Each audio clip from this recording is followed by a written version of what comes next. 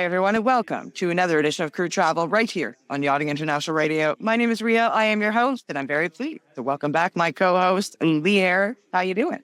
I'm very good, thank you. We're a day early this week, aren't we? It's Monday. We're filming because, it's Flibs this week, so we're traveling tomorrow.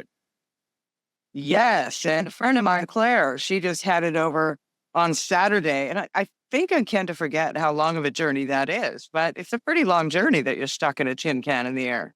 Yeah, it's 9 hours from the UK. I'm not sure where your friend Claire was flying from, but it's around about the 9 hours. Yeah, it's around about 9 hours, depending on wind speed and all the rest of it. Yeah, when you're a nervous flyer like me, you got to take along a lot of distractions, I think, to make sure that the journey goes smoothly. I like you use the word distractions. Before, I used to have 3 kids that I towed along. There were plenty of distractions, but now I've only got one left at home, so not so much. And he's 16. No. He just ignores me by rite of passage. Exactly. Yeah. So you need other distractions. Anyways, let's talk about what's going on in travel. And thankfully, no strikes this week so far. But, of course, someone's going to be asking you for a little bit more money. The UK air passenger duty tax is due to rise. What's going on there? Yeah, it is. Yeah. So air passenger duty appears set to rise above the rate of inflation in next week's budget as the Chancellor looks to plug a hole in the government finances. A senior aviation source told Travel Weekly the Chancellor will probably increase APD above inflation as the government has a 40 billion black hole to fill. Deloitte UK chief economist Ian Stewart said it's not a question of whether taxes will rise, but by how much in the aviation industry.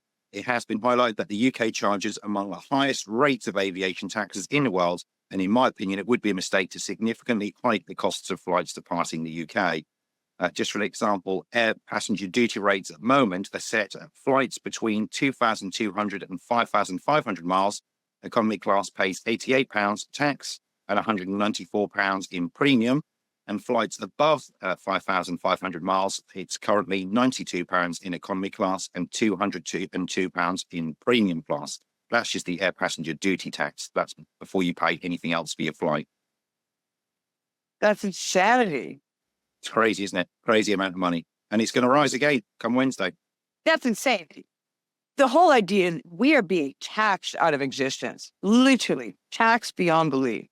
And by the time it all comes down to it, you look at a lot of these Western countries, you're paying 50% of what you earn in taxes to the government. Yeah. And I'm not sure you're getting a hell of a lot in return, to be honest. Just look at some of the world's leaders. That's what you're paying for. Pretty much. You're paying for their private jets to wherever they're going when they're making backhander deals with their buddies from other countries and literally screwing their own country tax even more. It's great fun. So much to look forward to. No politics today. And Delta Airlines has some news. Yeah, so Delta Airlines filed a lawsuit against cybersecurity giant CrowdStrike on Friday. That's seeking damages for a catastrophic software update in July that grounded thousands of flights and cost the airline over $500 million in losses and expenses. Now, the case filed in Fulton County Superior Court near Delta's Atlanta headquarters accuses CrowdStrike of breach of contract and negligence after a failed software update caused the well-known blue screen of death on millions of Windows PCs worldwide. Now, according to CNBC, Delta claimed the issue resulted in about 7,000 flight cancellations over 5 days during a high summer travel season. Now, CrowdStrike caused a global catastrophe because it cut corners, took shortcuts, and circumvented the very testing and certification processes it advertised for its own benefit and profit, Delta stated in its complaint. Now, the airline alleges that even basic testing would have revealed the problem. Obviously, the case continues, and we will let you know the outcome once it's come to. I remember when this happened, we had that discussion. How long is it going to be before somebody sues? And so the answer is there. But I think we also discussed the fact that CrowdStrike, right? Yes, CrowdStrike. Yeah, but they literally had no competition. When it becomes, and we're seeing that the world over, when that becomes something, then things get sloppy and things like this will happen. There's always got to be competition, because if there's no competition, there's no need to keep honest. There's no need to keep quality. You can do whatever you want, and nobody has an option because you've just literally annihilated your competitors and you're the only one left standing. And that shouldn't be.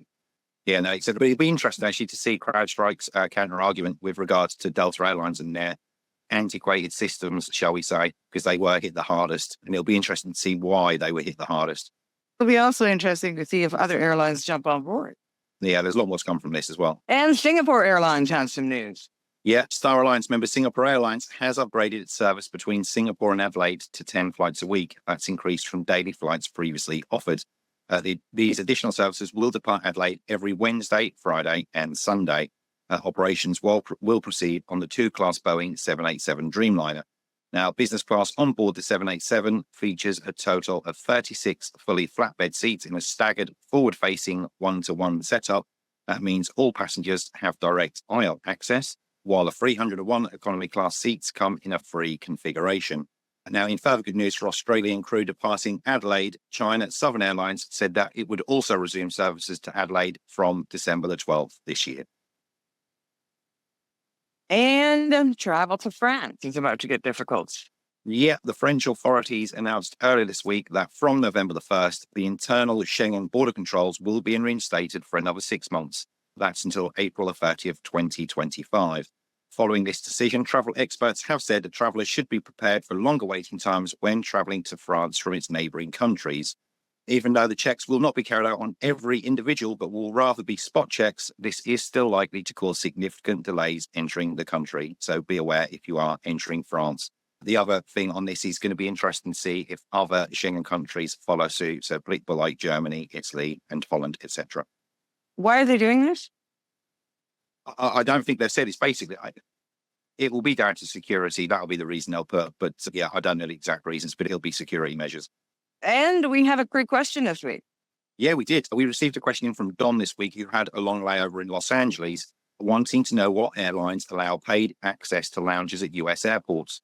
Don, if you are not one of the lucky few who gets travel business class or have a sufficiently big enough status on an airline's membership program, there are still a few options available that would allow you to walk up and pay for a lounge on arrival. Most notably, American Airlines, United Airlines, and Alaska Airlines do all still allow you to pay on entry. However, this does come with the caveat that it depends on how busy the lounge is at the time you are trying to enter.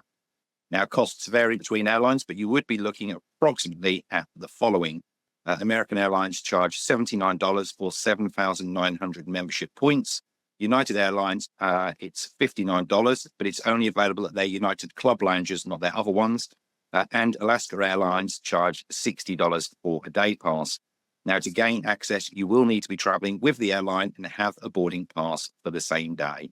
The only other thing to say is most notably, Delta Airlines in the US do not offer day passes, so don't try and get in theirs. Those would be handy, especially when we see all the chaos that happens in air travel nowadays. It's handy to be able to have it. I've been in one of those lounges. You know what, for the prices, I was quite surprised actually when I was researching the prices. It's not that bad. When you take it into account, you're going to be paying for food at airports, which is extortionately priced anyway. $59, where you're going to get your food included, probably a shower and a space that you can work in quiet and comfort. I don't think it's a bad price. Not only that as well, obviously with flips coming up as well, there'll be people who will have to take transit flights if they're going into Fort Lauderdale. It's an option for those people if they need to get their head down at work as well. Yeah, for sure. Because I know myself, when you've got devices, you've got a layover of like maybe 5 or 6 hours, trying to find a place where you can sit down and plug in. That is impossible, especially during peak season, peak times. Everybody is just standing there hovering, waiting for that one plug-in socket that's available, or they have kiosks as well where you can charge up your phones and stuff in a lot of airports. And there's no way. There's just no way you're going to be able to get in there. And if your phone is older than I am, they don't tend to hold charge very long either. So if you're on a long journey, halfway through, more than likely your phone's going to run out of charge and you're going to want to charge it. Exactly right. Yeah, it's like I said, I think for the price, it's definitely an option well worth looking into. And the mimosas. Oh, indeed. Yeah. Chocolate. Especially in I was lucky enough to go into the New Zealand lounge, not that about 6 months ago. Espresso martini I got served up on arrival. I was well chuffed. Nice. And they say we're not supposed to drink when we get on an airplane. Exactly right. Going against their own rules. Anyway, Lee, I want to say thank you, and I wish you the best of luck at flights. Thank you ever so much. Yeah, thank Safe you. If there's flight. anybody there, come and say hello. I'll be wandering around, so you can come and say hello to this ugly mug. And you're going to be hanging out with Adam and Rick as well? I am indeed, yeah. I'm going to be seeing Adam and I'm going to be seeing Rick from Yachting International, yeah. So it's going to be boys on tour. It's not. The bros together. The only host you're actually missing off YR male-wise is Gary from Bro Tug. Gary needs to get there. Let's get him a flight, get him over. Yeah. No, I think the three of you is bad news now. No, I'm sure you'll have fun. I know there's a lot of events that are going on. It's going to be a lot of events that you folks attend. And I'm really looking forward to seeing some of the footage. This Friday, actually, we're going to be live streaming the business of yachting off the deck of Unbridled. Very nice indeed. I've not got an invite to that one, unfortunately. Rick is hosting it. He's the man to talk to. He's the man to talk to. I'll be having words. Thank you again, Lee. I want to say to everyone out there, thank you on behalf of Lee and myself. You've been watching another edition of Crew Travel right here on Yachting International Radio. My name is Rhea. We'll see you again next week.